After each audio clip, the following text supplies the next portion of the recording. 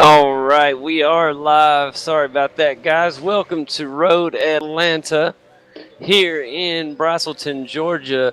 Tonight I have Kane Craft with me. Alongside him, I have Avery, and we got some good racing here tonight with the the GV8 tonight. How are you doing, guys?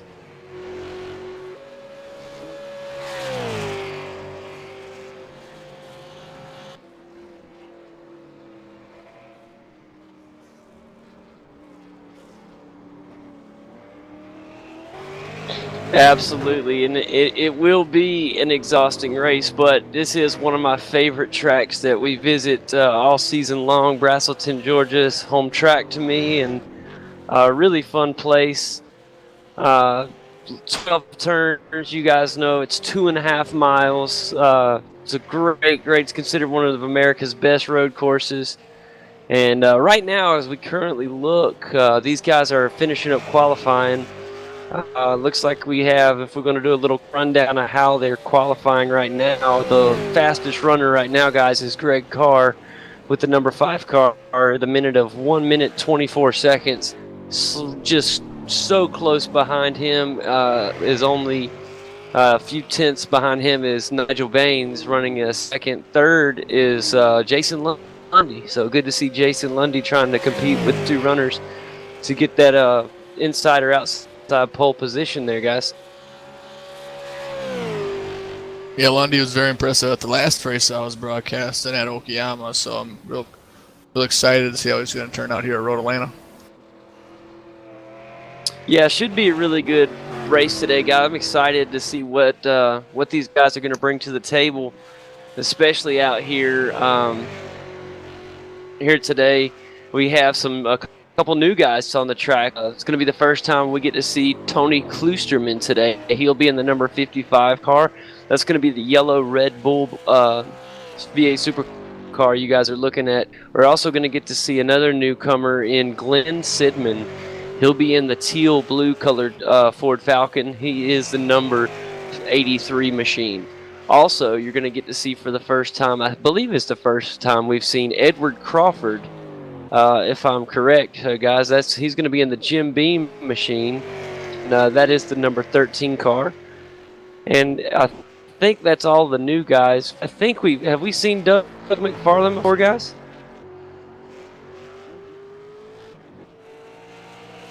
Okay, well, he's going to be another new one. That's Doug McFarland, if he's still with us. I don't see him on the track. So yeah, he's not even in the room, so. Yeah, he may have just came for a short run. But here we are, guys. We only got just a few bits left here of qualifying. As we get a running lap, you guys are looking at Jim Egan right now, and as we get a good look at Jim's currently trying to get a better position. He's currently listed in 7th. He's got a time of 1 minute and 26 seconds. He's going to have to gain a good close to 2 seconds if he wants to get up near the very front. Let's watch him just see kind of how he does.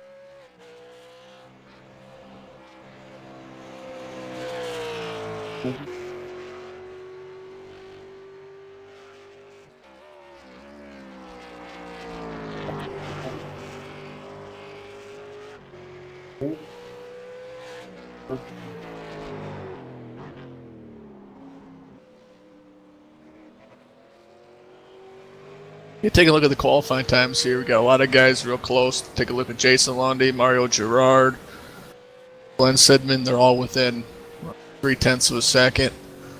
And we take a look at Tony Kloosterman and Nils Jordan within 0.2. So So we're gonna have some good battling. Great car right now. The Lone Ghost right out there around that 123.7. Great time for him. But as you see, Mario Girard just inched past Niels Jorda to take over 4th place. But a lot of these guys are running the close time, so we're gonna see some great racing here with GV8. Absolutely, and as you guys looking on screen at Jim Egan, been kind of looking around the track a little bit, and Greg Carr is pretty satisfied with his time as he currently is off track. So all the other guys chasing the leader right now. Everybody trying to get that pole position. I don't know if they're going to be able to get it. Guys, if you don't mind, I'm going to go through the season points once again. I didn't have my mic checked on the deal, so nobody else heard me but you guys. So I'm going to tell the rest of the viewers how the points broke down for coming into this race for the championship points. Greg Carr is in the 1st place position. Niels Jordan is in 2nd. Jason Lundy's in the 3rd place in the points championship. Chris Hogan's in 4th. Mario Girard's in 5th. Kyle Herron is in 6th. Jim Egan is in 7th. Peter Hebron is in 8th. George Wood in 9th. 10th place is Russell Thompson. 11th is Nigel Baines. And 12th is Simon Pitt. All right, and as he listed there, Simon Pitt's going to continue to stay at the bottom, it looks like, as he's not present tonight here in Braselton, Georgia, for our race tonight at Road Atlanta. As we get ready as these guys are finishing up qualifying, guys, you want to go ahead and throw out our pole winner for this event is the number 5 car, the Can-Am machine of Greg Carr, with a time of 123.707. So congratulations to Greg Carr. He was the only one to get down into minute 23 seconds. So congratulations to Greg Carr. We look for a good race from him tonight. Beside him, going to be starting right beside him, is going to be Nigel Baines in the 36 car. He was real close to getting down into the 23s. He had a time of 1 minute 24 seconds. As they are grading guys right now, we're getting ready for this start. Starting in 3rd position is going to be the newcomer of Kloosterman. 4th is going to be Mario Girard in the number 27. That's going to be your first 2 rows. And starting in the 3rd row, you're going to have the number 2 machine of Niels Jordan. Beside Niels, you're going to have in 6th place number 83 of Glenn Sidman, another newcomer we have with us today. Jason Lundy will be starting in the 7th position in the 14 car. Number 42 and starting 8th is Jim Egan, while 9th in the number 25 car is Kyle Herron. Edward Crawford will be starting in the number 13 car in the 10th position, and cleaning up the field, missing the race. He was, I guess he came in for a practice, was Doug McFarland, but he didn't make the race. So the field is set, guys, and we are ready to go green in just a minute. And as the flag is dropped, the lights are out, it is time. We are green, green, green, green. Great car with a shaky restart as he goes into turn number 1. Gotta be real cautious here. You want to keep it tight as you go up the hill into turn number 2.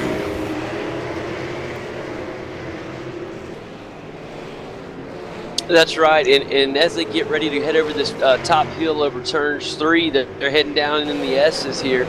It is one of the most famous parts of Road Atlanta, the famous S's between its turns 3 and 5. There they are around 4 and up the hill into 5 and around the left. Everybody kind of just falling into position. As you see right there, Tony Kloosterman shown in the 3rd position. The new guy, he started 2nd, just fell 1 position. It is good to see right here a good battle up front. You have Greg Carr in 2nd with right in front of him Nigel Baines. Nigel did a good job like Avery. Greg kind of slipped up on the start. I don't know if he spun the tires or what happened, but as we see, a tight battle for the first place position. Here they are coming around turn number 5. The back turn there. Car's going to the inside, made the move. Hardest turns. Lundy's battling with Niels Jordan right now as they go up the hill. So you got a bunch of battles on the racetrack. Absolutely, and as we look at the 1st, 2nd, and 3rd place battle, we have a great 1st through 3rd battle. Greg Carr is your leader currently. Second place is Nigel Baines. Behind him will be, in third will be Tony Kloosterman. Sorry guys, my screen went a little funny on me for a second there. I watched Kloosterman in one of the other races this weekend, and he raced with the Australians and the Americans race this weekend. They had the track before we did this weekend, and he had a pretty rough race, so I'm hoping to see him have a lot better race with us tonight. Is the Kloosterman catching up to the number 36 of Nigel Baines, so just be cautious here. Overtake may happen in the next couple laps.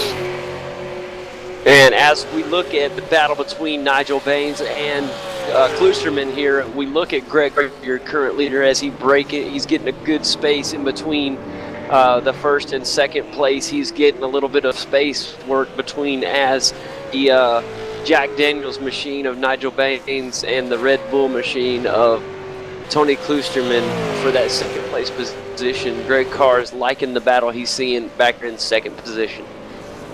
Yeah, pretty much everybody else is single file, so they're going to get in their mode, get around this tricky road Atlanta, 12th corners. Got a lot of turns to remember where you're going, but got 45 laps to get used to it. It's fun going. That's right, and as we're looking at our leader, Greg Carr, and the space that it is between him and Nigel Baines, we're showing about a little over a second in between the first and second place positions. And as we look at Greg Carr, he is in your Can-Am machine Ford Falcon. Greg is, watch him as he comes through this right-hander here, does a good job of taking towards this. This is a big turn as you're going around the back part of this racetrack right before you get to that final turn before this long back straightaway. Just a second, I'll be able to tell you exactly what turn that is. That's actually turn number 6, I apologize, and turn 7. Those are two crucial turns, as you see, because that is the longest straightaway here at Road Atlanta. And if you don't get a good exit on that turn, you're going to have a hard time fighting off straight, especially when you get to the downhill portion. Here you see Greg Carr going across the finish line and starting a new lap here. Just a great start to the race so far. Everybody trying to stay clean. We do have plenty of laps left, so you don't want to get in any trouble early. We are showing 43 laps remaining, so you want to take your time, guys. What kind of strategy can you have at this point in the race? You know, I never did hear if they was allowed to get more fuel or not. I know that they were discussing they only had 13 gallons of fuel on this setup. I don't know if they allowed them to go ahead and top off the tank at the beginning of the race or if they restricted them to those 13 gallons. If they restricted them to the 13 gallons, it sounded like there would be 2 pit stops tonight. But if they allowed them to top off, they should get through the race with just 1 pit stop. They will be running 19 gallons here at Road Atlanta, so most likely it will be just 1 pit stop. Well, even with 1 pit stop, that's going to be one very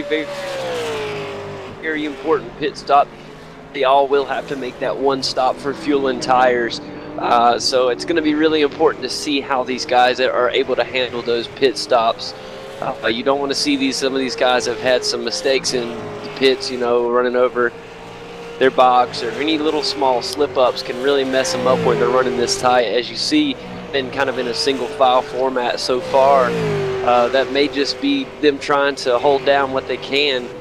Road Atlanta is not a very wide track. It's not narrow, but it's not a very wide track, so it is some hard passing. It's hard to pass a lot of places here. There's only a few certain spots that are really open enough for you to pass, like the back straightaway, and good is when you're coming down that turn 12, that diving turn of turn 12 coming towards that start finish line, Avery and Kane. That's a great spot to pass as well if you have the grip on your tires. If you don't have the grip, you just need to hold on and try not to try to stay out of the grass, because that is one of my favorite turns in all of motorsports. I love the turn 12 here. I think it's really exciting how turn 12, just if you've ever been in a car and you've got to go down that hill, it is just fantastic. Yeah, but here we are. Let's do a little rundown of how the standings are right now. Here we are, lap 4 of 45. Excuse me. Greg Carr is your leader. Nigel Baines in second place. Third's going to belong to Tony Kloosterman. Fourth place is Mario Gerard. Fifth will be Jason Lundy. Nils Jordan will be in the 6th position. Glenn Sidman in 7th. 8th will go to Jim Egan. 9th will be Kyle Herron. And 10th is Edward Crawford cleaning up our field. Guys, it is our GV8 season. We already mentioned our point standings earlier as Kane gave it to us. Greg Carr has just tear so far this season. Is anyone going to be able to stop him? Only take a look at Nigel Baines right now here at Road Atlanta. Keeping within a second for a couple laps. Got a little shaky, but if Greg makes a mistake, Nigel will be right there to try to make that overtake. So definitely look out for Nigel. Yes, and I'm glad you mentioned that. For our viewers, Nigel is in the Jack Daniels car. Good-looking scheme. But as we look at Nigel Baines in the number 36 Jack Daniels Ford Falcon, he is got about a second behind our leader, Greg Carr. I believe if anybody's going to be able to do it tonight, it's going to be Nigel.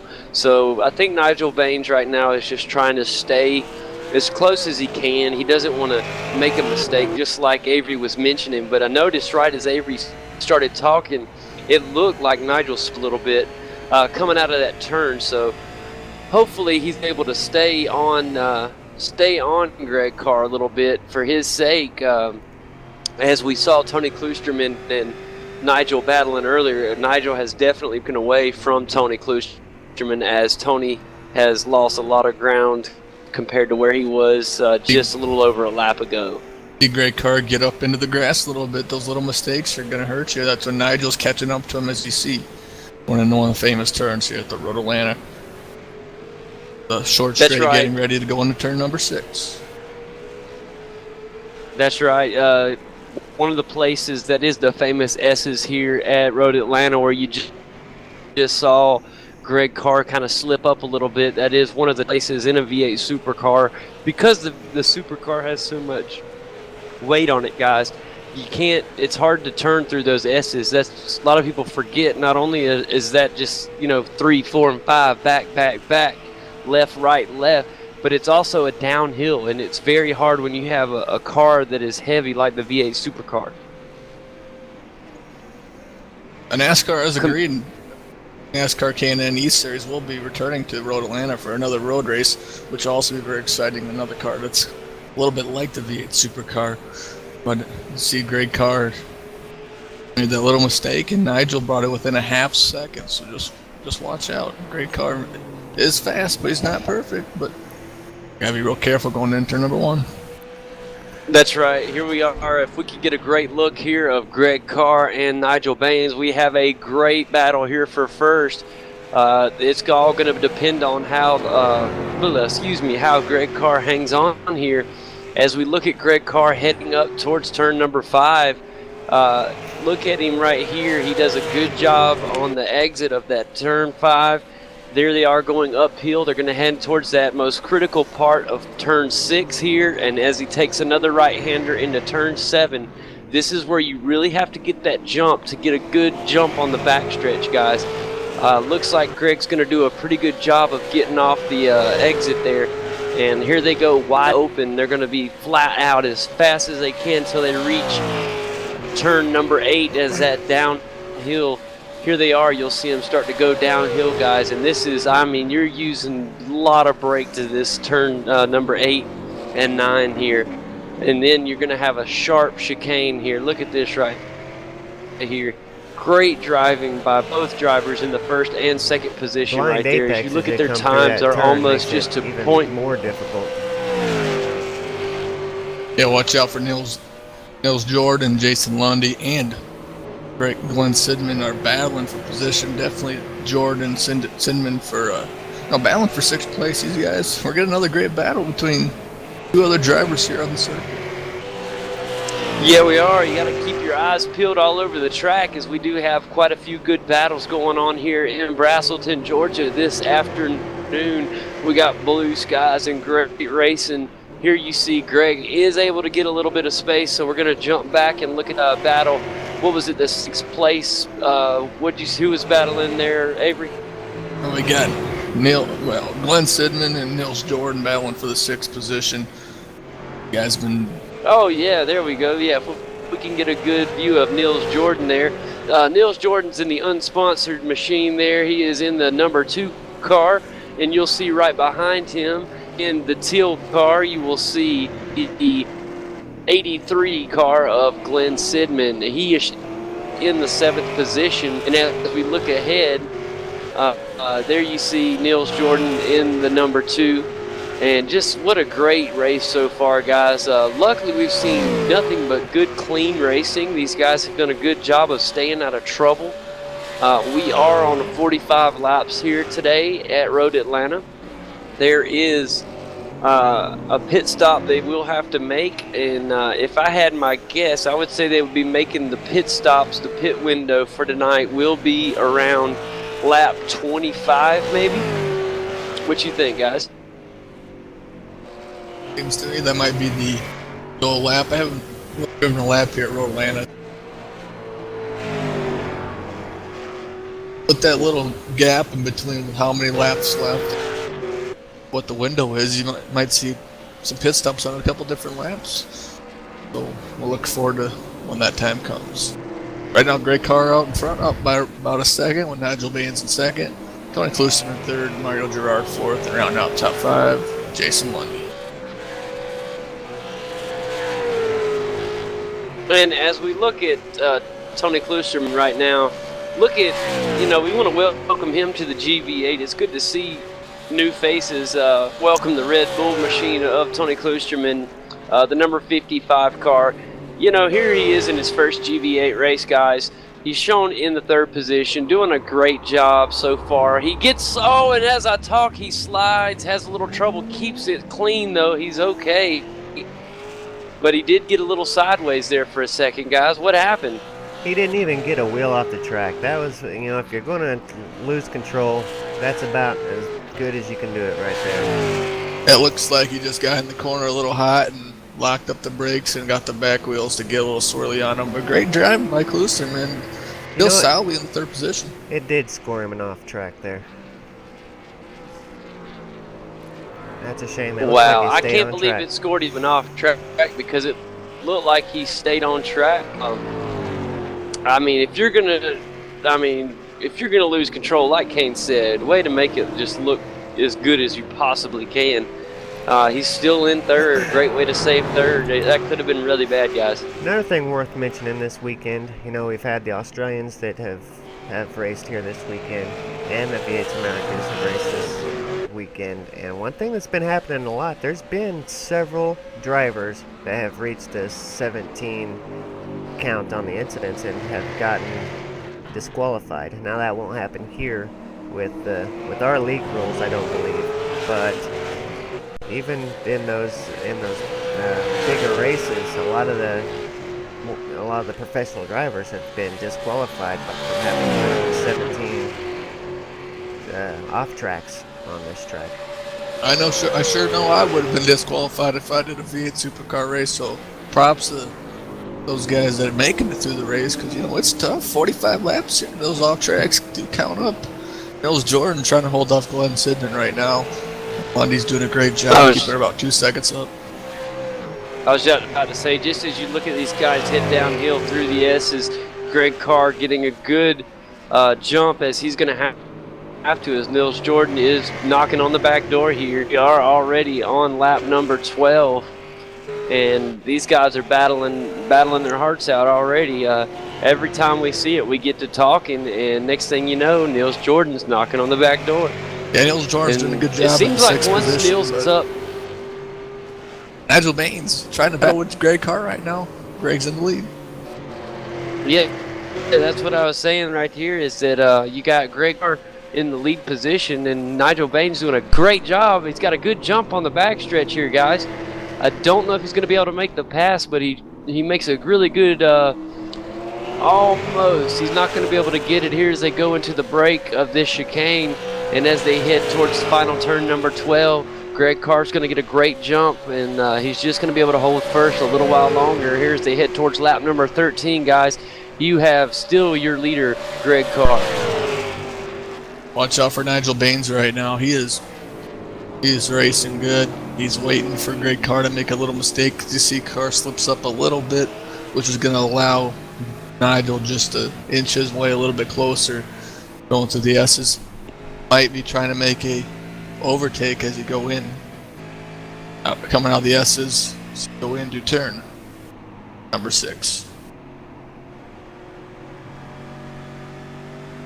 I tell you what, I've seen a lot of guys in this league, and I don't think anybody can handle pressure quite as good as that number 5 car, guys, and that is Greg Carr. He just, I mean, takes that pressure, and you'll see him. That's what I was trying to say a little earlier was, you know, Nigel doing an outstanding job of hanging right there with him, but it seems like every time he gets on his bumper, Greg Carr finds a way to make that space just enough to hold first place down.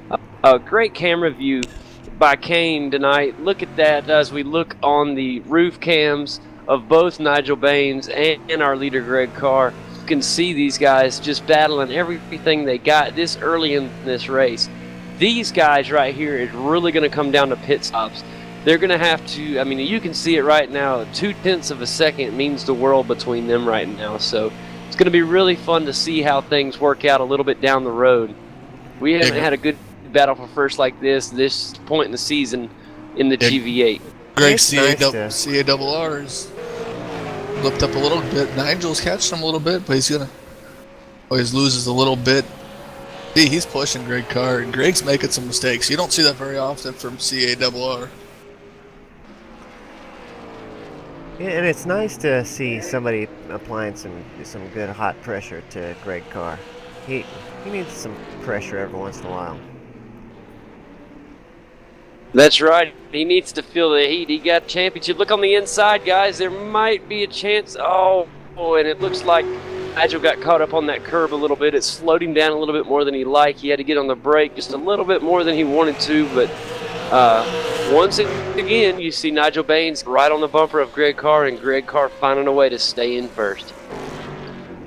I think the longer this race goes, we'll see who out of these two front men are wearing their tires out, because these tires are going to come ever crucial the more and longer this race goes. I don't know when either driver plans to make a stop, but like you say, if they pit early, those tires are going to become very crucial near the end of this race, guys. So, I mean, is it better to wait later and salvage the tires and position now and fight to the end, or do you try to hold on as long as you can now to have the freshest tires at the end? It's all a chance, and only time will tell who makes the best decision. I tell you what, Nigel Baines is doing an excellent job staying right in Greg's rearview mirrors. That's, if you're going to force a mistake, that's the way to do it. Just he's staying within a half second, and he's just staying right there. A little bit of back and forth in the mirrors, and I think we might see all that pressure be effective.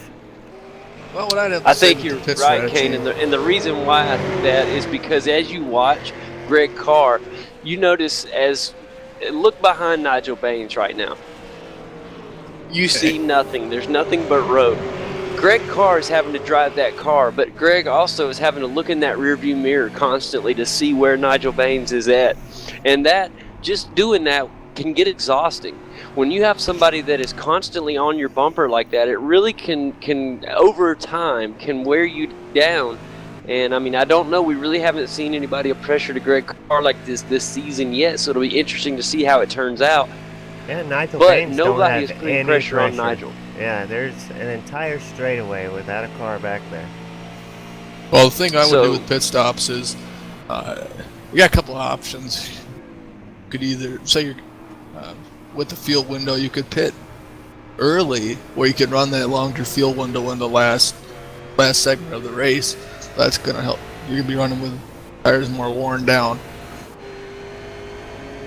or you could pit halfway and you could get about equal tires. But what I would like to do, if you're running good times, run that car close to out of gas you can. If you're getting good times, that means you have the freshest tires or the last stint. Well, here we see as they head down into this tight turn, this right-hander. Once again, you see it here. He has a chance. He gets right on the bumper of Greg. That's Nigel Baines. And here they are heading down that backstretch. And there he goes. Greg Carr gets the better exit, and he gets a little jump, and he's going to make a little space in between the two. Yeah, the problem with turn number 7, if you're right on someone's bumper, you can get to the gas usually a little bit quicker. You're gonna have to check up so you don't run into the lead car. So that's why I think Nigel's getting hurt a little bit. I think Nigel's a little bit quicker in 6 and 7. But with a car ahead of you, it's tough to get that good run when you're that close to the other driver. That's it. And as we kind of look through some of the rest of the field, there you see Nils Jordan back in the 6th and got a great battle, like you said, guys, with that Glenn Sidman. It's his first race in the GV8 as well, so Glenn Sidman there, 3-car, trying to make a name for himself. Doing a good job hanging with Nils Jordan, who we've seen in past weeks do an exceptional job on the track in this V8 Super. So want to, got to throw out some props to the new drivers as they are doing a good showing here at Road Atlanta. Yeah, Glenn's doing a good job in his debut this season. Fighting with Nils Jordan. Nils Jordan has done very well in the first 2 races here in the GV8. First season in, I can't complain on how he's doing. Crawford get a little sideways going through the hairpin turn there. He got it straightened up. It's back on the road. Oh, could have been bad right there for Crawford, but it's able to make everything okay. Heading towards the start-finish line right now is our leader, Greg Carr. Right behind him in the 2nd place position is Nigel Baines. They have been battling. You guys have been watching. It's been an exceptional race to this 18 laps in here today, and just, what an exceptional battle for this first place. Here you see the guys heading towards the S's, turns 3 or then 5 back uphill. They'll take a big left-hander once they get to the top of the hill. I think that you've seen Nigel catch Greg through this section. As we see now, there it is. This is where he's catching them. And as they head back towards turns 6 and 7, which are very crucial, you'll see Greg Carr typically get a little bit of space. Here you go. Well, Nigel's going to do a good job through 6, and let's see how they do through 7. Actually, Nigel takes 7 better than Greg this time. That's going to put him back on the bumper. I think Nigel's a little bit quicker in turn 6 and 7. The thing to help Nigel there is he had a little bit more of a gap between him and Greg Carr, which is going to allow him to go for an overtake.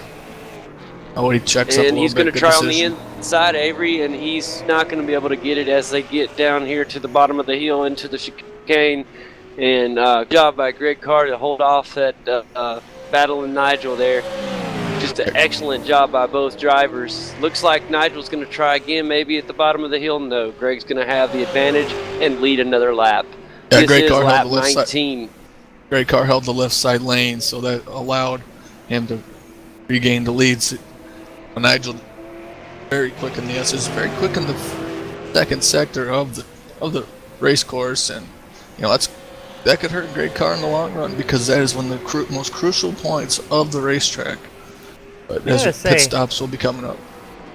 Greg Carr typically don't get this much camera time. Usually he's running out and a few seconds ahead of everybody, and usually the big battles are a few places back. So it's good to see Greg Carr getting some camera time. Oh, Nigel Baines. Oh, Nigel Baines took a wide turn. He's going to lose a little space, but it's going to cost him a little time. Greg Carr had to have seen that. It wasn't anything major, but it is going to cause Nigel to lose a little bit of that gap space that he had closed up earlier. Be interesting to see if he can get that back quickly or not. As we are coming to lap 20, you got to be thinking pit stop's got to be coming soon, guys. Yeah, we're taking Nils Jordan, in his premier season here in the GV8, second place in the points. It's outstanding for his first season here. Got a pretty decent lead on Jason Lundy, so he's going to try to hold off Lundy and Mario Gerard to keep the second place position in the point standings. Up here in the front as well, Avery, you got our leaders about to come up on lap traffic here. Looks like Crawford in the Jim Beam V8 supercar. And there you see right in front of us as we speak, Greg Carr, as they come through the S's, going to be looking to make a pass on Crawford. He's going to have to slow up. That's going to let Nigel catch up. Unless he can get around, and he does not get around yet. He's going to be able to make the pass here. Both drivers go at the same time. Good job by Crawford letting the two front men by. It was perfect timing to get it on a straightaway instead of an S's. You really can't do much better. You see Nigel get a good turn 7. I think he's a little bit faster than the ARR as they go onto the straightaway. Get ready to go into turn number 10A and 10B. He is, but if you look at the lap times, last lap you had Greg Carr running a 124.275, whereas Nigel ran a 124.821. So slight differences there in time. As we see, Nigel makes, I think you're right near the beginning of the lap. Greg's going to make that turn into the pits, guys. Greg's going to make a pit stop here at lap number 20. So your new leader is Nigel Baines. And Nigel had a little slip up on that last lap before that going into turn number 6. So we'll see what he can run now with a little less pressure. And as Greg Carr is in the pits right now, Kane is our always good pit time for Greg Carr. As we look at some of the rest of the guys here.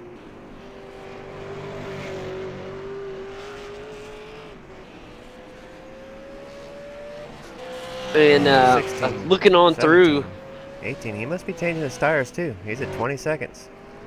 That fuel load takes you a little bit of time to get stuff because they're putting 19 gallons in that car, and that takes a little longer here with the V8 supercar. And if you're getting more than 12 gallons of gas, you've got to get tires. You might as well get tires too because it's going to take that long to get the gas. So definitely everybody will be getting 4 tires today.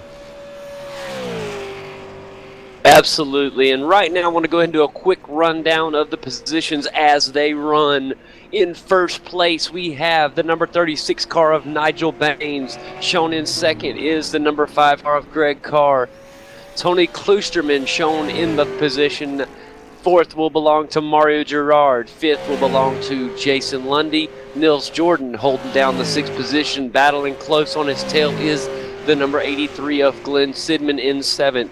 8 will be Jim Eagman, and 9th is Kyle Herring. And cleaning up the field in the Jim Beam, number 13, Edward Crawford. Edward is shown a lap down, as we saw earlier. We saw our leaders pass him on that straight. Guys, been a great race so far. We're halfway, almost at the halfway point of the race. Only one big thing I've seen is that battle up front. That just has to be our top story so far. Yep, Nigel Baines is seeing these two guys battle.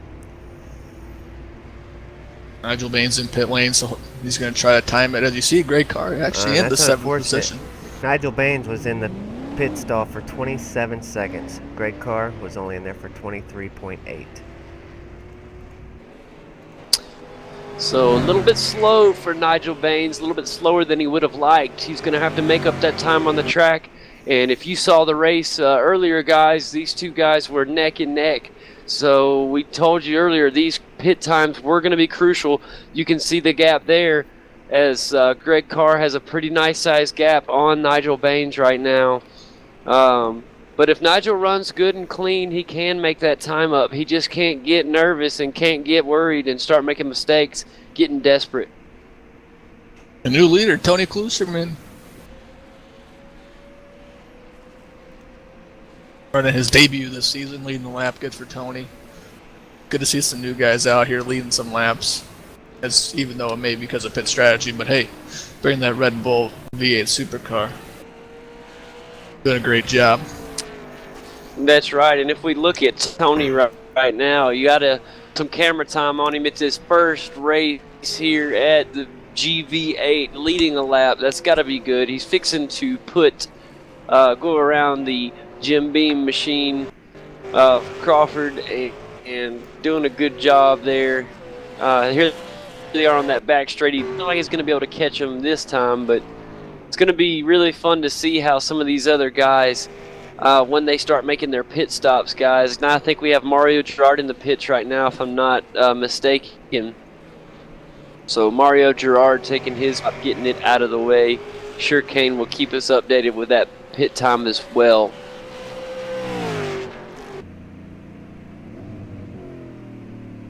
Looking here, Niels Jordan in the third position. Good to see Niels getting a third. Okay, 27.8 from Mario Girard. Haven't heard a lot from Mario. He's been kind of been the silent driver tonight. That doesn't mean he hasn't been driving great. He's sneaking around. You know how Mario can drive. He can sneak up in the top 3 like there's no tomorrow. And next thing you know, we'll be like, hey, there's Mario Girard. Where'd he come from? We've seen it time and time again. If we can look back at Jason Lundy, has a good battle with Niels Jordan right now, guys. If we look back into the third place position of Niels Jordan in this number 2, right behind him, Jason Lundy in the number 14 car. Good battle going on between these guys. As we see Niels Jordan create a tiny gap, the Jason Lundy doing an exceptional job trying staying on the bumper here of Niels Jordan. Gonna expect Klosterman to make a pit stop. Couple laps, as you see, turn 6 and turn 7. Got a car off in the grass. That would be Kyle Herron, who's in the 8th position. Went off the grass coming out turn number 7. Just gave it a little bit too much gas. Yeah, as I looked at that, he just gave a little bit too much gas, Avery. You said it just right. I hate to see that for Kyle. He's such a good driver, but he's okay, and the car didn't have any major damage or anything, so he's okay. He's in the 8th position right now. I know he'd like to be running a little higher. Road Atlanta seems to be kind of a tough track for him. I remember racing in the first season of the GV8s. I remember back when I was driving in this series, and me and Kyle had a good battle near the back of the field at the time. He, of course, was a little bit faster than me. But we had a good battle for many laps back there. But I know that Road Atlanta, a tough track for him. So he is entering pit lane right now, the number 25 of Kyle Herron. Hopefully everything goes okay in pit lane for Kyle. Looking forward as we look near the front of the pack. Klosterman coming out, going in at turn 10A. Did a little formula drift right there, so that's going to slow him up. A little surprised didn't pit. As you see, he is drifting like crazy, but still running real strong, so expect a pit stop soon for the number 55, Tony Klosterman. Yeah, definitely going to be needing some tires soon. It took the words right out of my mouth, Kane. That was just us both about to say the same exact thing. That is them tires getting down to the bare nothing. They are just hanging on, so you know he'll be looking for that pit road soon. As we go and looking now, we are on lap number 25, and go ahead and I'll do a quick rundown as they run. In first place, but without a pit stop, Tony Klosterman. In second place, Niels Jordan. Third place is Jason Lundy. Fourth place belongs to Greg Carr. Fifth place is Nigel Baines. Mario Girard in the 6th position. 7th will be Glenn Sidman. Jim Egan runs in the 8th position. Kyle Herron runs in 9th. Edward Crawford is in the 10th position. Klosterman has still not going through the pits, but Niels Jordan in the pits right now. Lundy's still staying out, so Lundy will take over the 2nd position. A little surprised Klosterman hasn't pit yet with the formula drift right now, wearing down them tires. But I tell you, one thing I do like, guys, is seeing Jason Lundy in the 2nd position and looking at Tony Klosterman. These guys are saving those fresh tires for later. So when it comes down to near the end of the race, they will have the freshest tires on the track. this may work out majorly to their advantage, guys. I don't know. Of course, I can't tell the future, but obviously you got to think fresher tires late in the race. They're going to be able to take these turns a little bit faster with a little more grip than these other guys that had early pit stops, like Greg Carr, who was one of the first guys we saw in the ball. Now, we all know Greg can drive a car phenomenally with worn tires, as we see Tony Klusterman finally going in at lap 26 into the pit stall. But like you said, Lundy, Klusterman, look for these guys late in the race to see how they run with those fresher tires. Now, the only problem with staying out this long is you see Jason Lundy will be making it down pit lane. Not sure if he'll be able to lead a lap, but it looks like Greg Carr will take over the lead.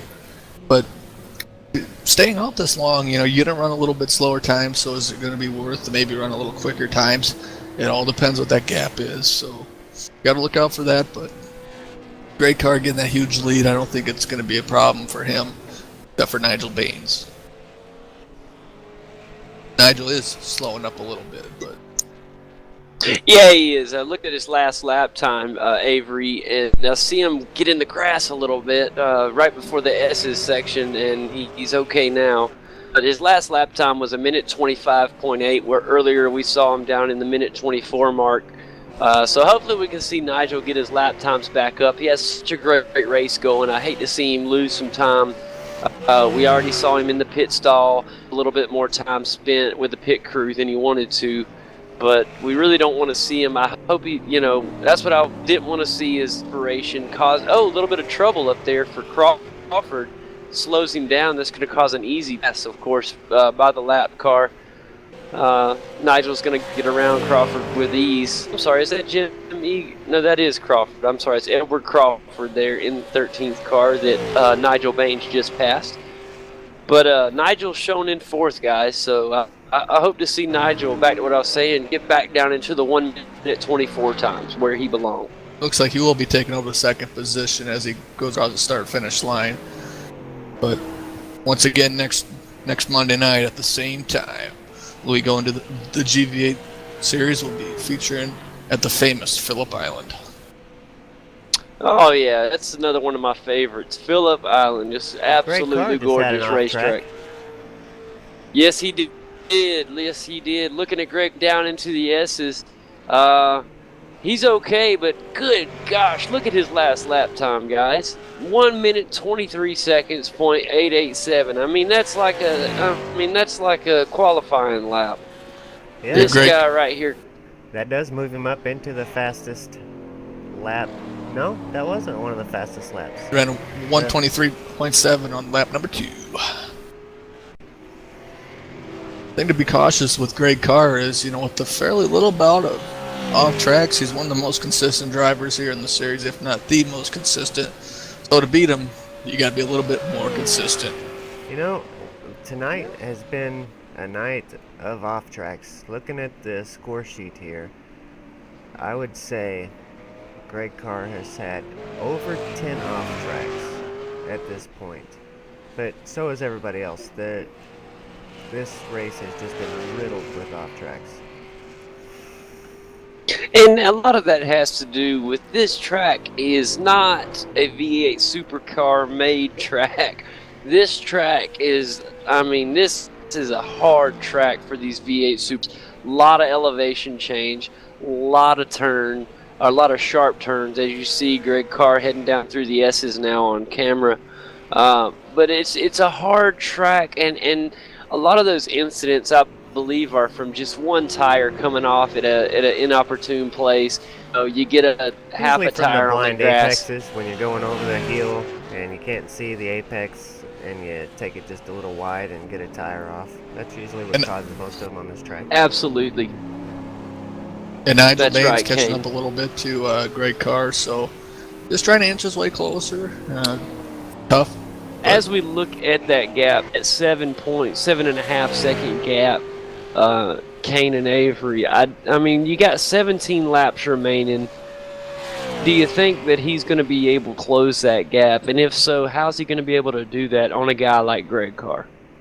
I don't I don't think he'll be able to do it, but I would sure love to see him do that. But just the only way you're going to be able to catch up to him is hope Greg catches some lap traffic, which will slow him down.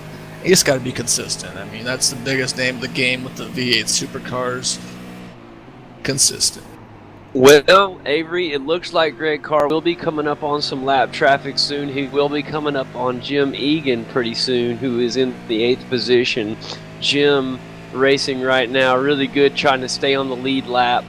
No, he doesn't want to go a lap down, so. But Greg Carr is honing in fast, and as they head through the S's, turn 5, Jim Egan just heading up the hill there, and here comes Greg Carr, not far behind. So, you know, Greg Carr does a really good job with lap traffic, and for the most part, these guys in this league do a phenomenal job of treating each other with the utmost respect. So, a lot of times they don't have a hard time with lap traffic. It's kind of a good thing to see the sportsmanship that is involved with this league. I know Kane raced in this league as well, and can attest to what these guys and how they are. It's like racing with some of your best friends. I mean, they're all just great guys and show a lot of respect for one another. As we see Jim Egan catch another tire off track there, that's just like another example of what we're talking about. There's the pass by Greg Carr right after right before turn 12, heading into the start-finish line. Greg just started lap number 31. So race starting to wind down a little bit, guys. My race screen just went blank. Good thing I still got the iRacing live screen going, but I'll let you guys take over for a second. But it's just been a great race so far, guys. I've been highly impressed with the racing that we've seen so far. Yeah, Glenn Sidman sitting in the 5th position, catching up a little bit to the number 27 of Mario Girard. So another good battle here on the racetrack. So watch out for those guys as they battle for the 4th position. Right, and as the camera looks at Nigel Baines in the 2nd position, and back through with some guys like Glenn Sidman, like I said, a lot of the new guys, to see them here today. I will do a quick rundown of how everything is. Here we are, 15 laps left, and we have in the lead Greg Carr in 1st place. 2nd place, Nigel Baines, who I will say right now is around 7 seconds behind him. Has closed the gap a hair, tenths, but not much more. 27 seconds behind the leader is Tony Kloosterman in 3rd. 4th place will be Mario Girard at this moment. 5th place is Glenn Sidman. 6th place, Jason Lundy. Niels Jordan is in your 7th place. 8th place belongs to Jim Egan. And Kyle Heron shown in 9th. Edward Crawford will clean up the back of the field in the 10th position, guys. Yeah, you see Nigel Baines catching up about a half second a lap, so he's been picking up the pace a little bit. So, you know, watch out. You never know. Nigel might have a good run for the number 5 of Greg Carr. Nigel has made a faster lap. He has set his fastest lap just within the last couple. He's down. His fastest lap's now a 1:23.75. So running a 1:24.2, a little bit quicker than the leader of the number 5 of Greg Carr. That's right, guys. Good to see Nigel trying to push forward here in that Jack Daniels number 36 Ford Falcon. Trying to get this V8 supercar to wheel and deal around this tough race circuit here in Braselton, Georgia, known as Road Atlanta. What a great week here at Road Atlanta. Such a tough, and I have to attest to every driver on the track. This is as tough a track this is, for there not to have been a single wreck so far. You have got to give out all the credit in the world to each and every one of these guys who's out on the track today. For those of you that viewed the GTCC race at Bathurst last week, my goodness, as we see Nigel get a little off the course, but he is okay. But back to Bathurst, Kane, that race was just atrocious with wrecks. It was such a tough battle, tough day for those guys. So for these guys today in the GV8 to be here at Road Atlanta and have such a clean race is an attest to just the talent of these guys. It's really good to see, especially with a few new guys on the track. Well, the V8 guys will get their chance to tackle the mountain here in just a few weeks, and we'll see how it goes for them.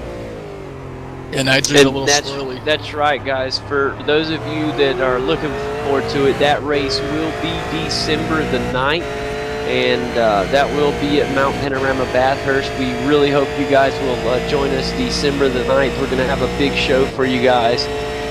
So we really look forward to having you guys come and see us then. Avery, I'm sorry, buddy. What were you about to say? Nigel brought it within 5.7 seconds right there. He got a little swirly when he was getting around Jim Egan. But watch out, he's running consistent 124.2s. And that's phenomenal. He has gained 2 seconds on Greg Carr. Now Greg Carr may be just trying to save some tires here, but if not, Nigel's doing his thing. And I want to go ahead and say it real quick. I want to give a big shout out to our sponsor, Kane. We want to thank GetDirtyMX.com. We want to thank them for being on board with us this season. You guys go on to your, pull up your web browser, just type in www.getdirtymx.com. Go check them out. They have some really good stuff on there, guys, to check out. Some awesome motocross and supercross gear. Really need to go check them out. Once again, that's GetDirtyMX.com, and we really want to thank them for being alongside us this season. The important thing to note about GetDirtyMX.com, and this is, I really appreciate having them sponsor. It's not like a big, multi-billion-dollar organization that just is making more and more money for themselves. GetDirtyMX.com, they sell their t-shirts and their gloves and stuff like that. They sell their stuff, and the profits that they make from these get returned great right car back gets a to... little swirly. That's fine, great car. Great car got a slowdown slowdown penalty, it looks like. A little bit of time there. Oh, yeah, he wow. is all over the place. He got a slowdown penalty in turn 10A and turn 10B, which is cut out loud Nigel Baines to catch up.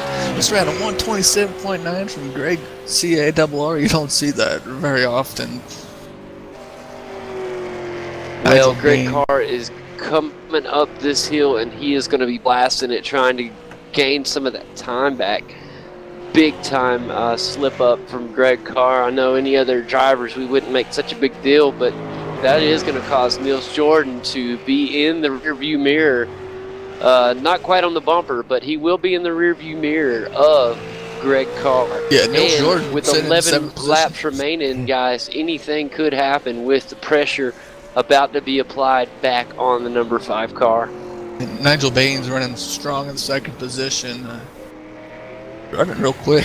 Greg Carr's making some crucial mistakes. And you don't see that very often from G-Money right now, but hey, you have to watch out. Nigel Baines is catching him just a little bit every single lap. That's right, but in the Can-Am machine up front where he is used to doing a good job, but with the mistakes, he is still hanging in tight. There we see the time marker put by Kane Kraft up there for us, showing a 2.7 second differential between your first and second place positions. What a battle from beginning to end so far. We've seen the slip up with Nigel Baines in the pits. We've also seen a tire or two off for Nigel, as we see again there coming out of turn 12. But with the big slip up by Greg Carr, they're kind of balancing themselves out, and it should make for a fantastic finish with 10 laps remaining, guys. Your leader, Greg Carr, number 5. Number 2, number 36 of Nigel Baines. In third place, the number 55 car of Tony Kloosterman. Fourth will belong to number 27, Mario Gerard. Fifth is Jason Lundy in the number 14. Glenn Sidman in 6th. Nils Jordan in 7th. Jim Eagman shown in the 8th position. 9th is for Kyle Herron, and 10th belongs to the number 13 Jim Beam machine of Mr. Edwards. This is where pitting a little early might have hurt Greg Carr a little bit. He's got about 3-4 laps more on his tires, but we got another good battle for the 5th position right now. Looks like Sidman got a little loose and gave the position up to Nils Jordan, which...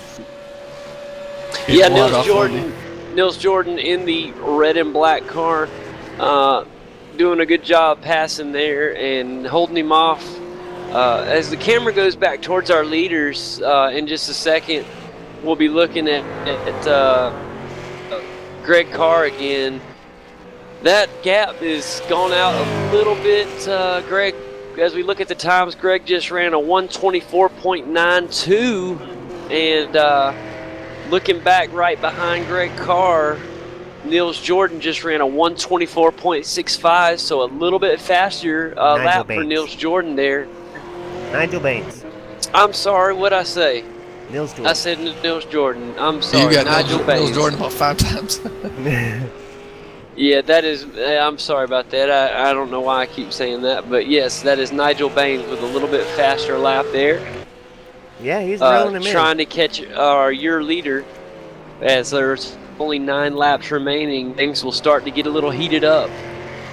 Looking at your second and third place, there's 25 seconds between Nigel Baines and Tony German.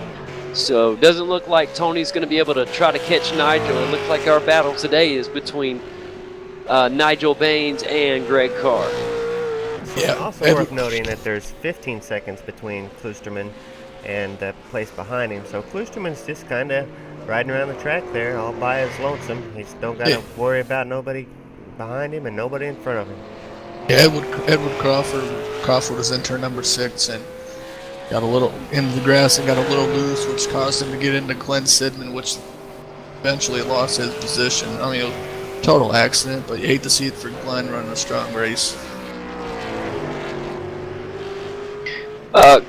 Going back to just what we were talking about just a second about with Kloosterman, you remember, if you guys remember, Kloosterman took a late pit stop, so it'll be interesting to see in about 5 or 6 laps what kind of laps Kloosterman's going to be running compared to the rest of the field, as he does have one of the fresher set of tires on the track right now. So it will be interesting to see how he runs. He did, unfortunately, just run a lap of 1 minute 26 seconds, which is about 5/10 slower than he has been running. He has been running at least around the 125s for the majority of the race. So we'll see how he does. He is in third, doesn't have too much to worry about. So he may just be taking it easy. Yeah, Greg Carr for the first time in about 5 or 6 laps ran a faster time than Nigel Baines. So that's going to help slow it down a little bit for Nigel to catch up to the number 5. Yes, and they are on lap number 8 of 45 today, and it's getting it's been a good race here so far. Look at our number 5 car as he heads towards the start-finish line, and look as Nigel comes down. He does a good job that time. I've noticed the past 2 or 3 laps, Nigel Baines, when he comes down off that big hill towards the start-finish line, has been getting the left 2 tires in the grass. I guess it's just he's been running so fast down that hill, but he's done a good job. I mean, he's been driving it like he's been meaning to do it, but that time he didn't do it. A little faster time for Nigel right there. They're not going to do it. I think he's running. He might be running. But here they time. are going through 3, 4, and 5. He's hoping Greg Carr is going to make that little mistake, which is going to allow Nigel to get around him. But the way Greg's been running, he's been running real smooth. But still, do not count out Nigel Baines. It don't take much of a mistake. Little lap traffic coming up. 2 seconds. And Nigel's real good at 6 and 7, so I'll be curious if he can get close to Greg Carr with that second sector of the race course. He's down to Greg Carr's. half. Wow. And if you guys remember, it was 7.5 second gap between these two about 7 or 8 laps ago, and now just down to a lap and a half, as Kraft just mentioned for you guys. What an exceptional battle, as we do have 6 laps remaining here, now 5 laps remaining, as they are on lap number 40. So things getting really tense up as Nigel Baines, the time to get is now. He's going to have to start moving in to catch Greg Carr, because remember earlier, even though Nigel got to the bumper, Greg Carr was finding ways to make sure that he did not lose that position to Nigel Baines. But Nigel doing an exceptional job closing that gap from 7.5 second guys to 1.5 seconds. As you see, Mario Girard battling with Jason Lundy right now for the 4th position as Girard is holding it off. Great job. Yeah, Lundy went in just a little too hard into that turn there and got a little off track, and it cost him a couple seconds. He's working hard to catch him, but Nigel Bain got real swirly coming out of 7. You can tell he's on the throttle trying to work his way, but that's going to hurt him a little bit. Trying to catch great car. You gotta be so careful on the throttle on this track. The better you are with your throttle, the faster you will go. Yeah, I see. Yeah. No, go ahead, Avery. I was just...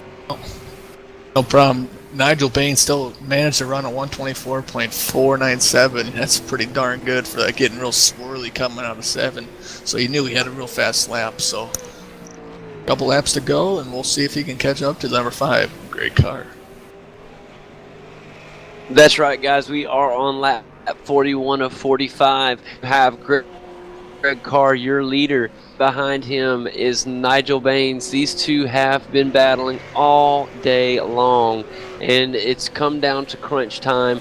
We only have 4 laps left, and it's got to happen soon. They've got to get on it now. If Nigel's going to do it, the time is now. He cannot have another mistake, guys, if he's going to catch Greg Carr.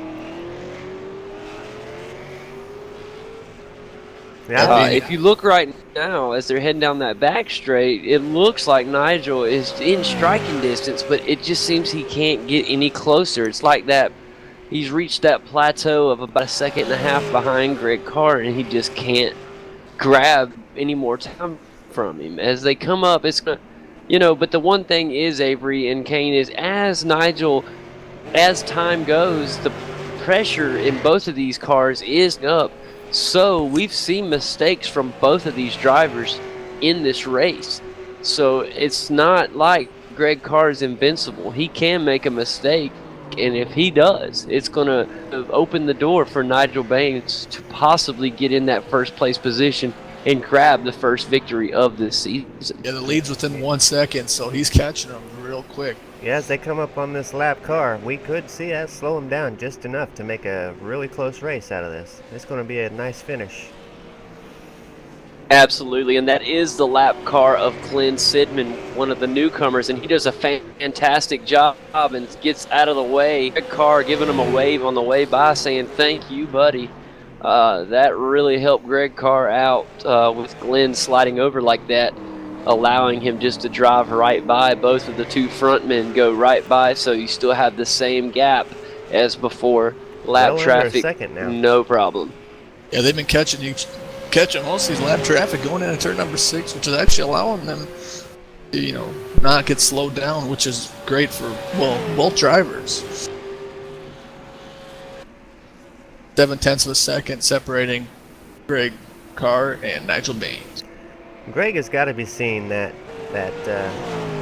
number going down and down as he looks in his reference screen. He's got to be seeing that time be ticking down and seeing Nigel Baines getting closer. That's got to be adding a tremendous amount of pressure. Yeah, I gained just a little bit of time there for Nigel Baines. If Greg Carr slips up a little bit, Nigel will be right there on the bumper. And here they go as they start the descent down the hill into the S's. This is a crucial part of the track. A lot of mistakes can be made here. Greg Carr makes a good left and a right. Here he goes into a left-hander as he will start towards the ascending uphill of heading into turn 6 and number 7 here. Let's see how these guys do coming into these two crucial turns where Nigel Baines has had the advantage. And it looks like Nigel's going to make up a little time, guys. I saw his back end get a little slippery, but he hangs on okay. Doesn't gain any, but he won't lose any either. Jason Lundy sitting in the 5th position comfortably. But Nigel Baines is moving, getting ready to take 2 laps to go here at the Road Atlanta. That's it, and the action is definitely in the 1st and 2nd place position as we have 2 guys battling for a victory here. one battling for his third of the season, one battling for his first. And things are getting really heated up here. And now you see it, 2 laps remain, guys. The time to do it is now. As you see, Greg Carr, they will start going up this hill, and once they head down into the S's section of Road Atlanta, things can get shaky. Those hands and palms got to be getting sweaty, guys. Yeah, both of those guys got into the ones there. That's some quick laps. You see Greg Carr get a little swirly, run that little late in the corner. So this is going to help Nigel Baines as they get ready to go into turn number 6. Like Nigel, get a little slippery there. That's going to make a difference. Yeah, it is. It's going to cost.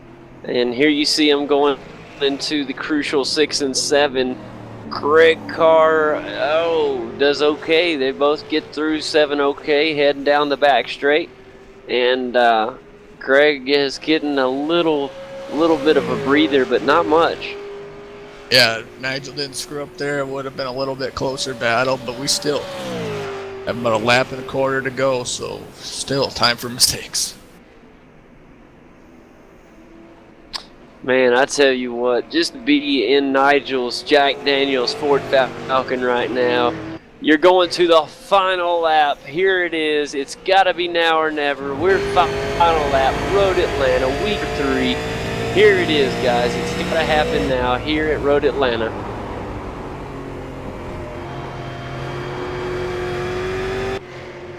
White flag is out, guys. We are here. You see Greg Carr right now as they'll start the descent down into the S's. And Greg Carr gets loose, guys. He gets loose. Nigel Baines is on the bumper. Can he make the pass? No. Greg Carr through turns 3, 4, and now coming up to 5 is hanging on. They're bumper to bumper. And Greg Carr is able to somehow save first place for now. Watch out. This is where Nigel Baines is really fast in turn 6 and 7. So if he can get a good run coming out of turn 7, watch out for the overtake in the turn 10 and 8. Right now, I think he's going to have to go for it. I don't think he's going to be able to get it, Avery. Greg got out of turn number 7 about as good as he could have. Both drivers did exceptional coming out of 7, but that's one of the better times we've seen Greg come out of 7, and he is flying down that hill. It's going to come down to the final chicane here. What will happen? Will Greg Carr be able to hang on, or will Nigel Baines be able to make the overtake as they head over turn 12? Coming down towards the start-finish line, side-by-side action. Greg Carr will be your winner here at Road Atlanta. And a wreck right there at the end by Nigel Baines as he gives it his all trying to get the win. Congratulations, Greg Carr, but a big thanks and a congratulations to your second place driver, Nigel Baines, for giving one hell of a race here today at Road Atlanta. And Greg Carr slipped up in 10A and 10B, which allowed Nigel to catch up there. Be Tony Klusterman in third, but Nigel had that outside lane, and Greg just said, you know what, I'm coming here to win that race, and raced them real clean. But there's not enough room for Nigel Baines to take over the lead, but congratulations to Greg Carr for taking home his 3rd win of the year. One heck of Tony an effort, though, from Klusterman cost in 3rd.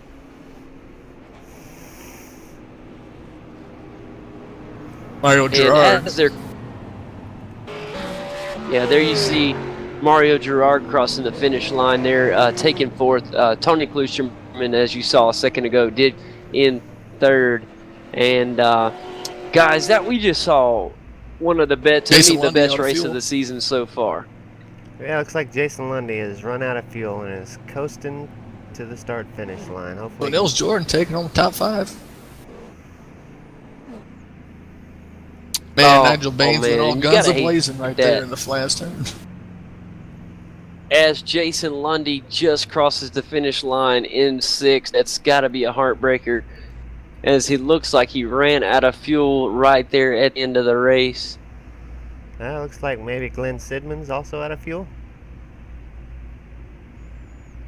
And I'm looking back right now with you, Kane, at Glenn Sidman, and he is stopped, and looks like that is his race is over. Well, guys, here we are finishing up here at the GV8. What we just saw was an exceptional race. We really are glad that you guys joined us today. I'm going to do a final rundown. Your leader, Greg Carr, in the number 5, was your winner. Second place in a great battle of Nigel Baines. Third went to Tony Klusterman. Fourth, number 27 of Mario Gerard. Nils Jordan took 5th, while Jason Lundy slipped to 6th. 7th went to Glenn Sidman. Well, I don't know how they're going to score the end, guys. With Glenn running out of gas, how are they going to score the end of this race? Well, right now it is showing, what I'm showing is Sidman was scored in the 7th place position. 8th place went to Jim Egan. 9th went to Kyle Herron. 10th went to Edward Crawford. And that's what I have. Okay, so I think what happened was that was actually Glenn actually slowing down because Glenn was a lap down. Once the guys on the lead lap had crossed, his laps may have shown down to 0, and so he may have just stopped to complete the race. So an outstanding race today, guys. You're obviously going to still have Greg Carr in the top of our point standings here in the GV8 season number 2. And guys, an outstanding job by Greg Carr today. I know that he had a slip up here or there, but the way that he held on with the way that Nigel was driving. I mean, Nigel Baines drove his tail off today and was still not able to pass Greg Carr. I mean, and you got to give it to Greg Carr. He slipped up there right at the end and still was able to hang on to the lead.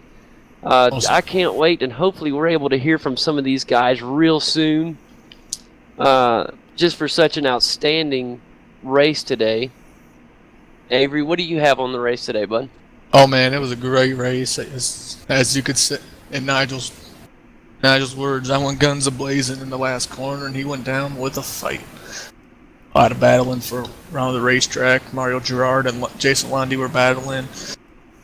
A lot of battling on the racetrack. Definitely here at Road Atlanta for 45 laps. I know if I was in these machines, I probably wouldn't have lasted, but big props to everybody for finishing the race. Absolutely. Everybody here did a phenomenal job, as this is a very difficult track. 45 grueling laps here with the V8 supercar here in Braselton, Georgia. They did a fantastic job, I thought, of keeping the cars on track, staying out of trouble for the most part. I mean, it works. We saw a spin out. I thought one of the things I want to mention is a big shout out to first-time drivers Glenn Sidman and Tony Klusterman. Tony Klusterman getting a pole position his very first run here at the GV8.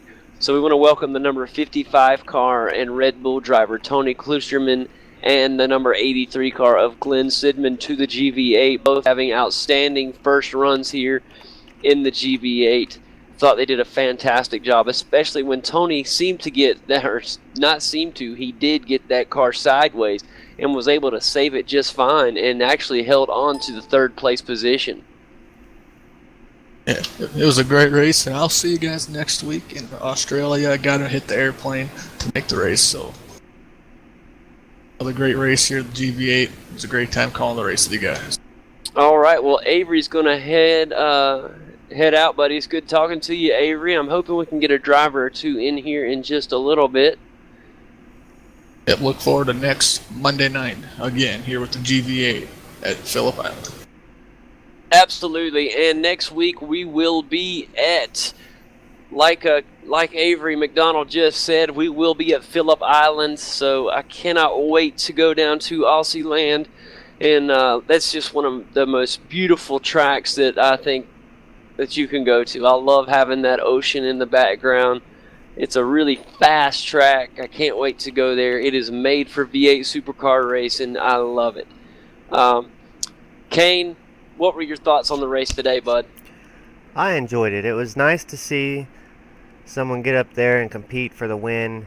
It's nice to see the good close racing for that number 1 spot. Usually we see some good close racing around the 3rd, 4th, or 5th spot. It was a treat to really see that hard competition for the number 1 spot.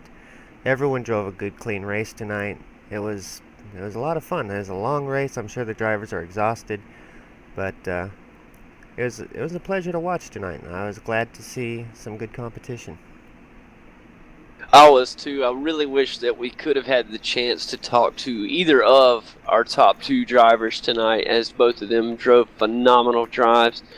But Greg Carr, man, the guy is just unbelievable in this series. I mean, just unbelievable. He gets in here and, I mean, just week after week, but you got to give it to Nigel Baines. He really put Greg Carr on the edge of his seat today and gave him every bit of fight he had in him. And I believe if we're going to see Greg Carr fall this season, I believe that Nigel Baines might be the one to get him. He's going to be after him for sure after this week. Yeah, this was his first week here as he gets comfortable in the league and gets comfortable racing with Greg Carr and other drivers. I think we're going to see him really put some pressure on for possibly for this second season championship. Yeah, absolutely. And, like we were talking about earlier, we are going to be at December 9th in just a few short weeks we will be at Bathurst and going to have a huge presentation coming your way. And it's going to be really, really important to see who wins that race, as that race will have a heavy toll in the point standings. So look for somebody like a Nigel Baines to take home a win there and really shake up these point standings. Yeah, Bathurst is such a special track. It's one of Australia's it is their most revered track. It's a celebration every time they go to that track. And because that track is so special, it's special to everyone around the world. And so we're going to make a nice presentation out of our trip to Bathurst. We got 31 laps we'll be doing at Bathurst next month, and we're going to try to put on a good show for these guys and make as good of a presentation as we can.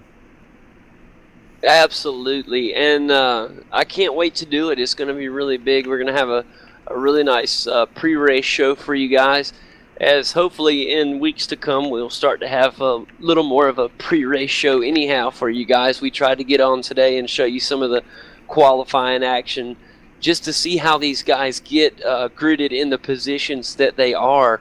We wanted to show you how they get there and the way that they qualify, and you got to see a good bit of that today as we were giving you some good lap times and some good lap footage. Kane Craft throwing in the excellent camera angles for us tonight. Well, JD, I don't know if you'd noticed or not, but we got our winner here. Greg Carr came in for an interview. Fantastic. Really glad that Greg made it. Greg Carr, our winner tonight of the number 5 Can-Am Ford Falcon. Greg Carr, how you doing tonight, bud? I'm kind of whipped after that race, but glad I squeaked it out there at the end. Nigel was pressuring hard and thought I had him, but then I only took one slip and he caught right back up. But pretty tired after that race. I was about to say, you gotta be kind of tanked. I tell you, we saw at one point after the pit stops, you put in a fantastic pit stop. Nigel had a little slip up when he went down pit road. Something happened. He lost a little time to you, because at the beginning of the race, you guys were neck and neck, bumper to bumper. And then we looked after both of you guys had made your pit stops. You were 7.5 seconds ahead of Nigel Baines. You had a little bit of a slip up there, and the next thing you know, Nigel had turned that 7.5 second gap down to just a 1.5 gap. And that's where we were about the last 15 to 10 laps in the race, and you guys put on just one of the best shows for a first place position battle that we've seen all season here in the GV8. How did it feel battling off that guy?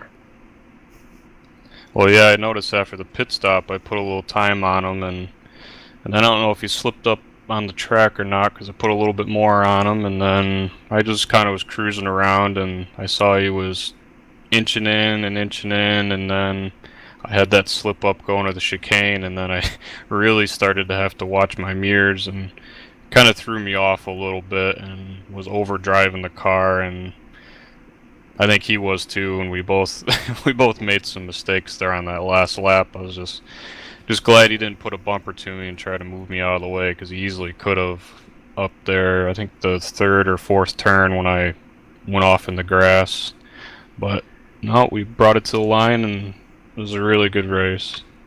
It was a fantastic race. Kane did a good job of getting footage of you guys. I hope you go back and check out our broadcast tonight and just see how things were. Nigel did have a few slip-ups, and it was funny because he would slip up and we'd just be, oh man, there goes Nigel, and then you'd have a tiny slip up and oh, here he'd come back, and you guys put on a fantastic race tonight for us, Greg. You remain undefeated here so far in the GV8 season. We look forward to seeing you next week at Phillip Island. That's for sure. Kane, do you have anything to talk to our leader here tonight? Just congratulations. What a fantastic run. You guys did a fantastic job. It was a long race. I knew you guys would be exhausted after that one. I noticed right off the bat whenever he took a 4-second longer pit stop that it was going to be tough for him to catch up to you, but he did, and what a fantastic race. You guys did a phenomenal job. Absolutely. Yeah, thanks. Sorry, Greg. Congratulations again to Greg Carr, your winner tonight. We appreciate having you here with us, buddy. We look like we have some more guys with us here in the room. Seeing the number 14 driver, Jason Lundy. Are you in here, buddy? Yeah, I got you guys. Excellent. Jason, did you run out of gas at the end?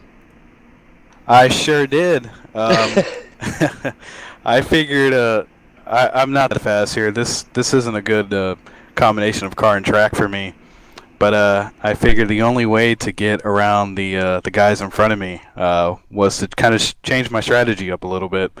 So when I came in for my pit stop, I took the least amount of fuel I could get away with, and it turns out it was just a couple corners short.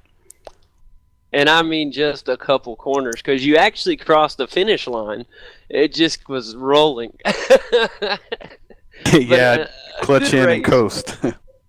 Well, you only lost one position. It looked like you were in 5th, and I think you finished 6th, if I'm not mistaken.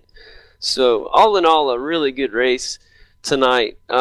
Really, from every driver that was on the track tonight, did a fantastic job. I mean, Road Atlanta is, to me, one of the toughest tracks that you guys race on all season long.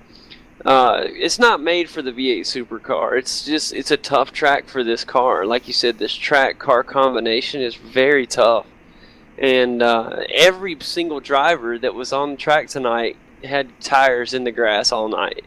And you guys did a fantastic job. There was not a single accident all night long. So congratulations to that. I don't know, I was telling Kane, last broadcast we did was the GTTC race.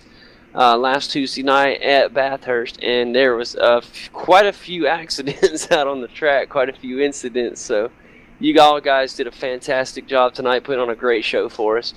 So even with running out of gas, a great run from Jason Lundy tonight. So congratulations. Kane, I'm sure, has something for you as well. Road Atlanta is a lot like, to me, Road Atlanta is a lot like Watkins Glen. High speeds and high-speed turns, which one little mistake can set you back so far, if not take you completely out of the race. Do you find that this kind of track is one that suits you better, or maybe the more slower-paced, more turny kind of tracks, or do you like these fast tracks? Well, Watkins Glen I like. I really like the flow of the track. A lot of the corners just flow together. They're all high speed. Here, though, Road Atlanta, it seems like the elevation changes are more abrupt, and there's a lot of curbs you got to watch out for that can upset the car. A lot of braking going uphill, downhill, so it's easy to get the car out of sorts and start sliding all over the place. It's really tough on tires as well.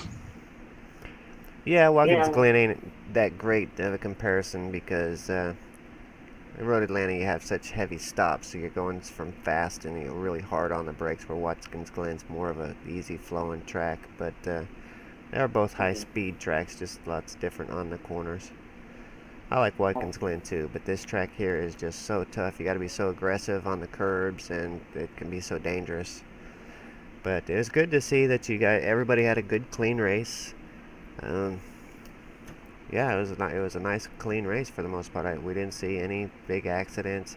One little incident where one guy got into another guy toward the back of the pack about halfway through, but everybody got going again. So good job, guys, keeping it clean. That's right, and that is Jason Lundy. Good to hear from you, buddy. Congratulations on a great race. Also looking, I see Kyle Heron is with us. Kyle, you with us, bud? Yeah. Exhausted. Well, Kyle, I had to bring up something, my friend. We were watching the race, and I remembered the very last race that I raced with the GV8 series before we started broadcasting one of the last ones. It was either at Watkins Glen or Road Atlanta, but I remember it well because I was in a little battle with you, and me and you were in the back of the pack. So I had to say, I was like, Kyle had me back in my blinking days, but I just had to. You'll have to check it out in the broadcast. But I noticed this isn't one of your best tracks, and because I know even though you finished in the 9th position. But I noticed that it's just not one of your favorite places from what I see. No, it's not. I mean, I'm still learning this car a lot. I'm just an average driver, and I don't know. Every time I would push it, it would just start sliding out, and turn 3 gets me all the time. It's just a difficult, and this is only my 2nd time on this track, so I still got a lot to learn, you know. Absolutely. Well, for your 2nd time here, you did an outstanding job. I had no idea it was only your 2nd time. But I just know I see you attacking the track a little more, and it seems like today you did a fantastic job of keeping the car out of trouble, that's for sure. But it was just funny because I remember, man, when I was racing last time I raced here, I raced with you, and we had a fun little battle, and you tore me up, but it was fun. Yeah, it was a lot of fun. I definitely did a lot better than last week and last season. We just got a lot of good drivers in this league. We need some more back of the pack guys. I'm doing my best trying to get some for us. We need to get you back out on the track. Well, if I do that, then we won't be able to broadcast live. You can do both at the same time. That would be interesting right there. We would definitely have a good back of the pack commentator, that's for sure, because I would be broadcasting only the last place position. But good to hear from you, Kyle. Outstanding race. Kane, you got anything for Kyle tonight? No, I think you covered it. Good job, Kyle. Thank you. I got to run my mouth. Also, looks like we have Mario Gerard in here as well. Mario, how about it? Hey guys. Congratulations on a 4th place finish tonight. Not quite a podium. I know that you hated missing the podium, but a newcomer came in. Tony Klusterman came in and took the 3rd place position. Surprise. You got a newcomer come in, took the 3rd place position. But you did a fantastic job today on the track, Mario. From what we saw of you, I will say we did have a lot of today's race was watching our 1st and 2nd place battle. But from what I saw from you today, outstanding driving from your part. But what is your side of the story? Well, I was just trying to keep the car on the track, and I was feeling the pressure from Jason and Glenn, actually, at one point. But it's, like Jason mentioned and the other guys, it's a tough track with that car. So just trying to keep the car on the track and bring it to the checkered flag was the main goal for me. Hey, there's nothing wrong with that because you did a fantastic job of getting it there. It is tough. I noticed a lot of different fuel strategies today. In fact, Jason Lundy, I believe, was one of the last drivers we saw to go into the pits. I think I got that right. Kane may have to correct me. But no, I think you're right. He was the last, if not one of the last. So I was thinking, I said, whoever, one of these guys may have the right idea of going in last and having fresh tires at the end, because, I mean, all of you guys were literally struggling to keep the car on the track here. It's a tough, I mean, all the way from Greg all the way up front was sliding around to, last place was Edward Crawford, who was sliding around as well. So good job from all of you guys to be able to keep this car safe here at a tough track like Road Atlanta. I watched the Americas race over the weekend, and I also watched the Australians race here. And one thing that's been taking center stage this weekend is iRacing implemented the 17 incidents rule, and lots of people have been getting disqualified this weekend here because of the off tracks. And I noticed tonight that there was a lot of off tracks. Now, we don't have the 17 incidents rule, but this track just really lends to that. Those blind apexes, blind turns, just makes it real easy to get a wheel off, and it didn't bode too well for the guys in the other races. So big pat on the back to all of you guys for doing a good job of keeping the cars on track. Like I said, no accidents, no mad faces, nobody throwing anything. A good job from all. I don't want to disclude, I also see Jim Egan in the house. How you doing, Jim Egan? Oh, not too bad. How about you guys? Oh, we're doing great. I bet everybody's happy now that Road Atlanta is over with. Oh man, my eyeballs are sweating. I mean, that was tough. Road Atlanta is always tough. I mean, you guys have already talked about it. Absolutely, it is tough. Jim, we had fun watching the number 42 car go around the track today as well. An 8th place finish today, not too bad. Looking at the point standings, even with an 8th place finish, you got to be happy, because some of these guys don't show up every week. And the points, if you're looking at the big picture, an 8th place finish is pretty dang good, and especially at a track like Road Atlanta. So you got to be proud of yourself, Jim. A good race today, I thought.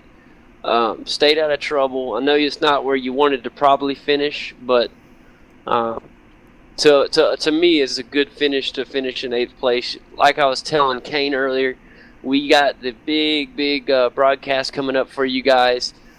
December the 9th at Bathurst. Cannot wait. I think the points will be weighted a little bit more for that endurance race.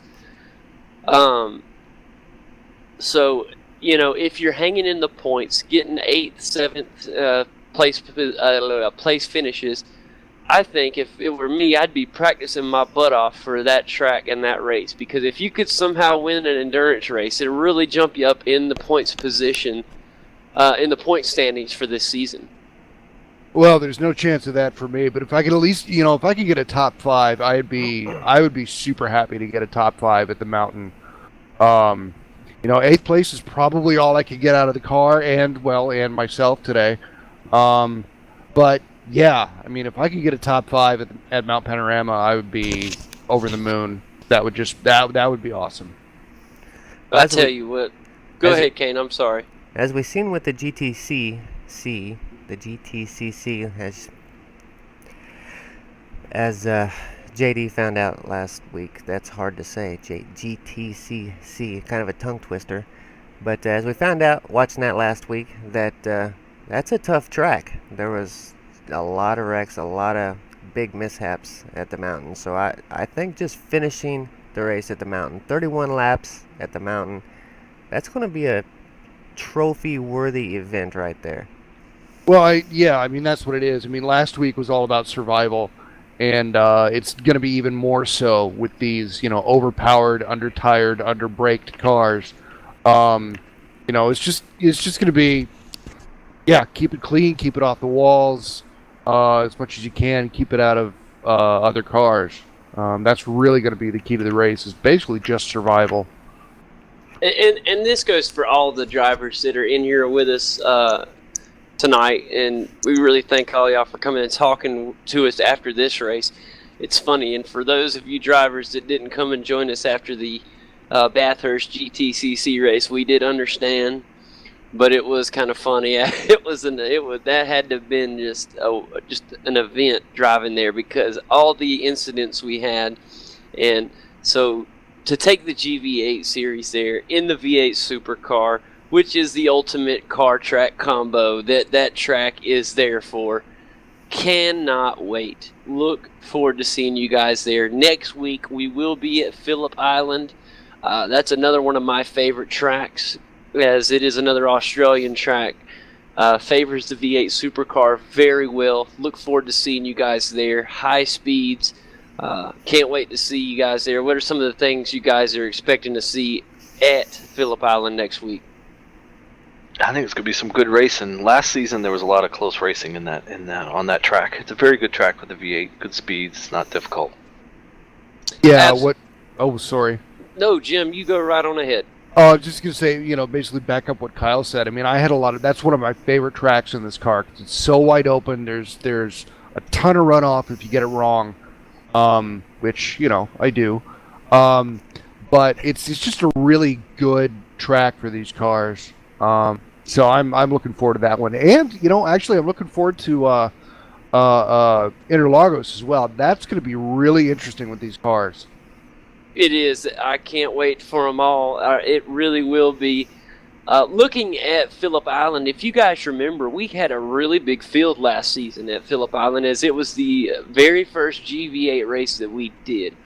What is some ways that you guys think we can get the participation number back up to around 15 to 20 drivers? Yeah, I've been trying to drum up the series during my Thursday race, the V8 Americas, and PMing people, and I've gotten a few, Nigel and Tony. I've asked them to come along, and they've showed up, and I got a few more that said they'll be there, but didn't quite make it tonight, so hopefully next week we can get them all here. And I don't know, it's Phillip Island usually gets a good crowd during the Thursday race, so maybe I'll be able to get a couple more new people, and I don't know, I guess we'll have to wait and see. Well, yeah. Greg, we sure do appreciate you getting these guys, and I love you, really. Challenge you to go out and keep adding to this great series. I know me and Kane love broadcasting it for you guys. Y'all deserve to have a good broadcast done for your racing, and I'd love to see this series grow. I'm not saying it has to be the biggest series on iRacing, but I just want to see it be a good, it already is good. I want to see it become a great series with good participation, with, like, we've had a couple new guys here tonight, and it was great having them here. I mean, shoot, one of them, Tony Klusterman, took third place, so good to see some new faces. I know, who is it, Jim? Were you the one saying you wanted some more back of the pack runners? Oh, No. I think that was Kyle. But, Kyle. Yeah, I'm sorry. Mid pack to back of the pack. I mean, it's good racing back there. That it really is. In fact, we watched Greg and Nigel run all night, but we also jumped back and saw the 5th and 6th place, 7th place battle a good bit tonight too. As Glenn and Mario and Jason and Jim, y'all all were in that together at one time, back and forth, and it was good watching y'all this evening. So if we can just get the participation up a little bit, I think it'll be fantastic. It's already great. Well, I think what happened was whenever we started broadcasting, there went 2 of the back runners, so we took all the back markers to do the broadcast. Way to go, guys. You ruined it. That's exactly what happened. That's exactly what happened. Well, once again, thank you, Mario, for hosting the event tonight. We were at Race Atlanta. We want to congratulate Greg Carr, our number 5 driver of the Can-Am V8 supercar here in the GV8. This has been week 3 from Road Atlanta, my home course. I love it to death, but it was extremely difficult tonight. As you saw, all the drivers from 1st to 10th did a fantastic job, as you guys saw here on the broadcast tonight.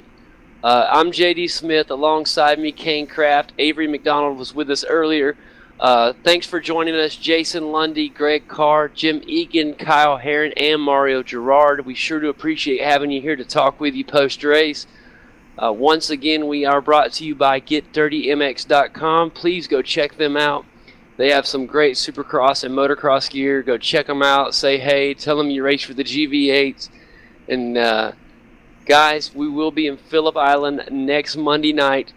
Please join us tomorrow night for the GTCCE series, GRA Sim. I'm JD Smith. Alongside me, Kane Craft. Y'all have a good night. Thank you very much, guys, for all the hard work you do. It's awesome. Thank you guys. I appreciate it. You guys put in just as much hard work as we do. I've seen a lot of your guys' work, and it's fantastic, and we appreciate it. Yeah, thanks guys. Great broadcast, and I'll check it out here in a few minutes, and see you next week. All right, guys. Y'all keep up the good work.